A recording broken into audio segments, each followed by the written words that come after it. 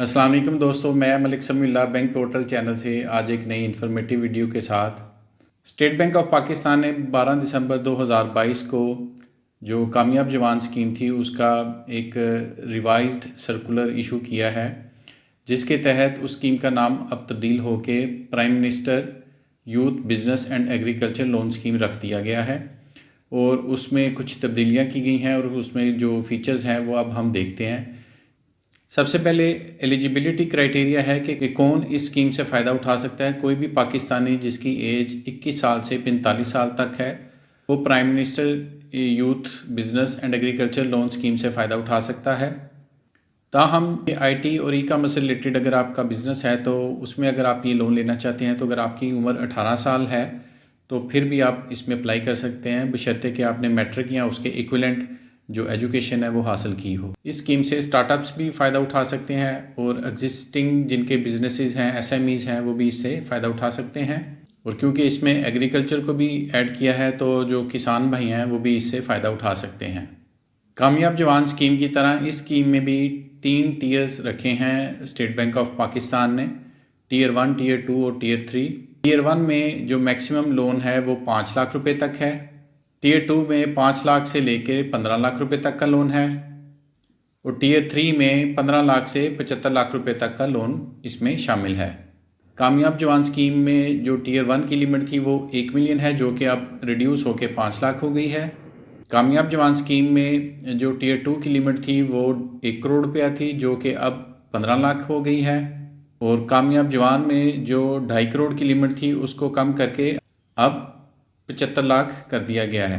इसमें आप running finance, term finance, working capital requirement में मुराबा जो है इस्लामिक फाइनेंस, मशीनरी को लीज़ करवा सकते हैं, फाइनेंस करवा सकते हैं। और जो मुकामी सतह पे गाड़ियाँ कमर्शियल पर्पज़ के लिए बनी हैं वो भी आप इसमें ले सकते हैं।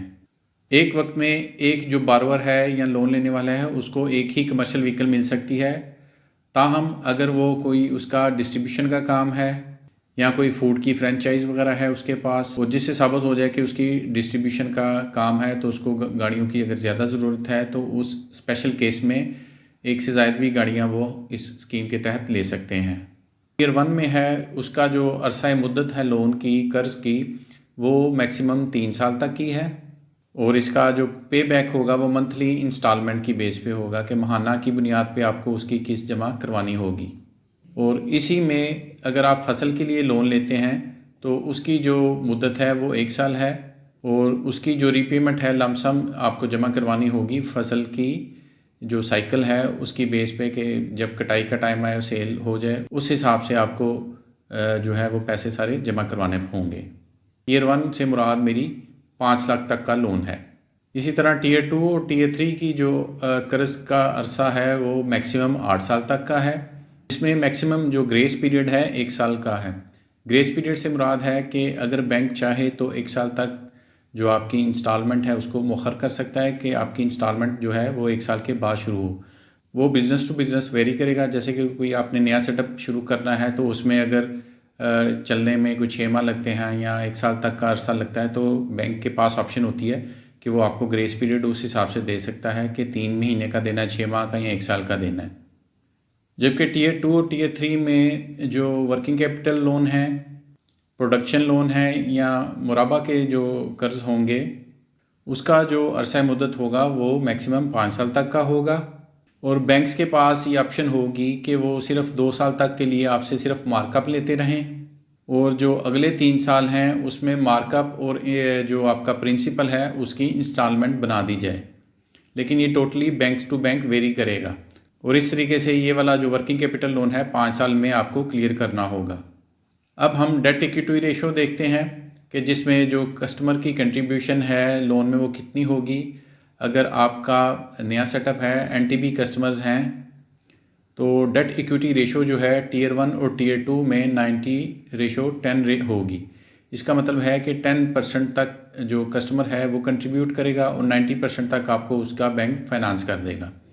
टीयर 1 में मैक्सिमम जो मैंने पहले भी बताया कि 5 लाख तक और टीयर 2 में मैक्सिमम आप 15 लाख रुपए तक का लोन इसमें ले सकते हैं। जबकि टीयर 3 में न्यू बिजनेसेस के लिए जो रेशो होगी वो 80 और 20 की होगी, कि यानी कि 20% कंट्रीब्यूशन जो है वो कस्टमर करेगा। और जो कस्टमर की कंट्रीब्यूशन होगी वो कैश की सूरत में भी हो सकती है, ज़मीन की सूरत में भी हो सकती है, और इसकी ज़रूरत उस वक्त होगी जब आपका लोन अप्रूव हो जाएगा। और इसी तरह से अगर आपका एग्जिस्टिंग बिजनेस है, ऑलरेडी चल रहा है, तो उसमें आपको इक्विटी पार्टिसिपेशन की ज़रूरत नहीं होगी। इक्विटी पार्टिसिपेशन सिर्फ नए बिजनेस के लिए है। टीयर 1 में जिसकी मैक्सिमम जो लिमिट है 5 लाख रुपए तक है, वो आपको 0% पे अवेलेबल होगा, यानी कि उसके ऊपर कोई मार्कअप नहीं है, वो इंटरेस्ट फ्री लोन होगा। टीयर 2 में जो लोन की अमाउंट मैक्सिमम जिसमें 15 लाख रुपए तक ही है, उसमें जो मार्कअप रेट होगा वो 5% होगा। और टीयर 3 जिसकी मैक्सिमम लिमिट 75 लाख है, उसका जो मार्कअप रेट होगा वो 7% होगा। अब इसकी हम सिक्योरिटी अरेंजमेंट देख लेते हैं कि टीयर 1 और टीयर 2 में यानी कि 5 लाख रुपए तक और 15 लाख रुपए तक मैक्सिमम अगर आपने लोन लेना है, तो वो सिर्फ पर्सनल गारंटी पे ही आपका लोन हो जाएगा, उसके लिए सिक्योरिटी की ज़रूरत नहीं है। ताहम जो बैंक ने लोन करना है, स्टेट बैंक और जो SECP के रेगुलेशंस हैं उसको मद्देनज़र रख के ये लोन पर्सनल गारंटी पे हो सकता है। टीयर 3 में जो कि 15 लाख से ऊपर और 75 लाख रुपए तक है, उसके लिए आपको बैंक की पॉलिसी के मुताबिक कोई ना कोई सिक्योरिटी देनी पड़ेगी। वो सिक्योरिटी प्रॉपर्टी की शक्ल में भी हो सकती है, TDRs यानी कि कैश अगर आपने कोई फ़िक्स करवाया है वह उसकी शक्ल में भी हो सकती है, और गाड़ी की सूरत में भी हो सकती है, या एज़ पर बैंक पॉलिसी कोई भी उसकी सूरत हो सकती है। हम जो कमर्शियल गाड़ियाँ फाइनेंस की जाएंगी, चाहे वो टीयर 1 हो, टीयर 2 हो, टीयर 3 हो, वो एज ए सिक्योरिटी आपकी इस्तेमाल हो जाएंगी। उस पर बैंक का हाइपोथिकेशन का चार्ज क्रिएट हो जाएगा, चाहे वो आप टीयर 1 में लें, टीयर 2 में या टीयर 3 में लें।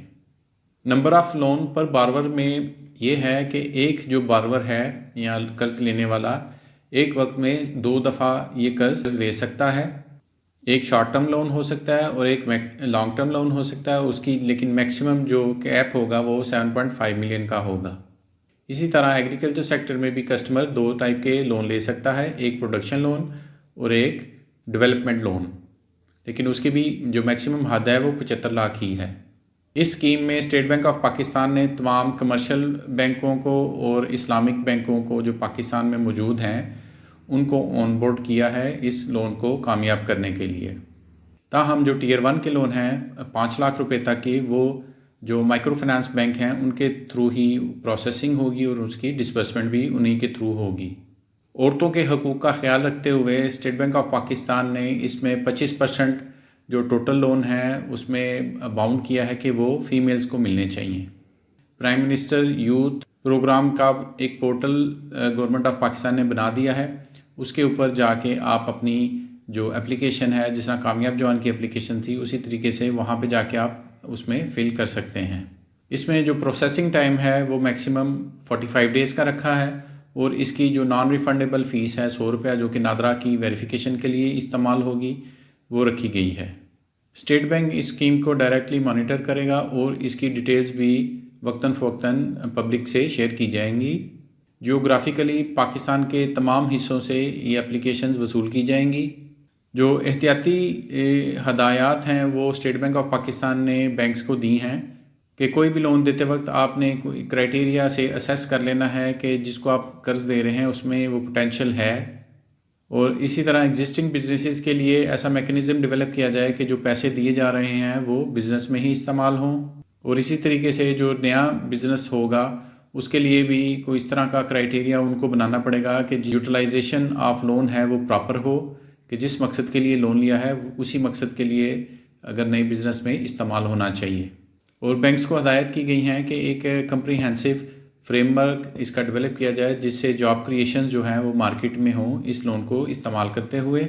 और बैंक्स को ये भी हदायत कर दी गई है कि फ़ौरन इस स्कीम के तहत वो अपनी प्रोडक्ट्स को डेवलप कर लें ताकि इस स्कीम को मिसयूज़ ना किया जाए। और जैसे ही प्राइम मिनिस्टर ऑफिस से इस स्कीम का बाकायदा आगाज़ कर दिया जाएगा तो फिर आपके लिए वो पोर्टल खोल दिया जाएगा जिसमें आप इसको अप्लाई कर सकेंगे। इस तरह मैंने आपको जो मुकम्मल फ़ीचर्स हैं प्राइम मिनिस्टर यूथ लोन जो नया आया है उसके मैंने आपको बता दिए हैं।